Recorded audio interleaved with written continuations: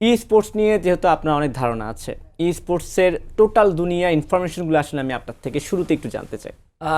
আসলে সহজ করে বলতে গেলে ই স্পোর্টস মেইনলি হচ্ছে ইলেকট্রনিক স্পোর্টস। আমরা আসলে যে কোনো ভিডিও গেমস যদি কম্পিটিটিভ আকারে মানে প্রতিযোগিতামূলকভাবে খেলা হয় সেটাই কিন্তু ই স্পোর্টসের আন্ডারে পড়ে। ই স্পোর্টসের যে যাত্রাটা আসলে সেটা শুরু হয় অনেক আগ থেকেই, সেই না আর্লি নাইনটিনসে বলা যায়, লেট নাইনটিনসে। বাট পরবর্তীতে 2010-এ যখন ইন্টারনেট ওয়ার্ল্ড ওয়াইড স্প্রেড হয় তখন কিন্তু এটার অনেক অগ্রগতি হয় এবং এখন আমরা একটা রিভলিউশন টাইম পার করছি, যেখানে ই স্পোর্টসের যে কোনো গেমের প্রাইস পুল এবং সব ব্র্যান্ডস এখানে কিন্তু ইনভেস্ট করছে।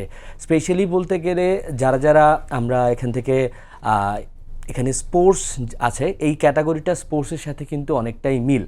যেমন আমাদের একটা স্পোর্টসের টিম যদি চালাতে হয়, একটা স্পোর্টস টিম যদি আপনার ক্রিয়েট করতে হয়, আপনার টিম প্রয়োজন, স্টাফ ম্যানেজমেন্ট প্রয়োজন, আপনার এখান থেকে কোচ প্রয়োজন। সেম আকারে কিন্তু ই স্পোর্টসের যে ইকোসিস্টেম বা ই স্পোর্টসের যে ক্যাটাগরিটা থাকে সেরকম আপনার ই স্পোর্টসেও কিন্তু এখানে আপনার টিম বানাতে হবে এবং প্রপার ডেডিকেশন যে গাইডেন্সগুলো থাকে এখানেও কিন্তু প্রয়োজন হয়। সো আমরা যদি এখানে কম্পেয়ার করি তাহলে কিন্তু ই স্পোর্টসের যে ক্যাটাগরিটা নর্মাল যে স্পোর্টস থাকে, ট্রেডিশনাল স্পোর্টস, সেটার সাথে কম্পেয়ার করা একদম ধারাভাষ্যকার বলতে গেলে, এবং ই স্পোর্টসে আরো আসলে ডিভাইস থাকে, ডেভেলপার থাকে, আর অনেক কিছু যুক্ত আছে, তাই তো? ই স্পোর্টসে মেইনলি আমরা শুধুমাত্র যারা বেসিক কিছু ধারণা থাকে তাদের প্লেয়ার সম্পর্কে এই ধারণা থাকে, ব্যাক এন্ডে যে ব্যাপারটা বললাম সেটা তো থাকে। ই স্পোর্টসের সম্ভাবনাটা অনেক বেশি, তার কারণ হচ্ছে এটা কিন্তু অনেক বড় একটা সেক্টর এবং অনেক বড় একটা ইন্ডাস্ট্রি।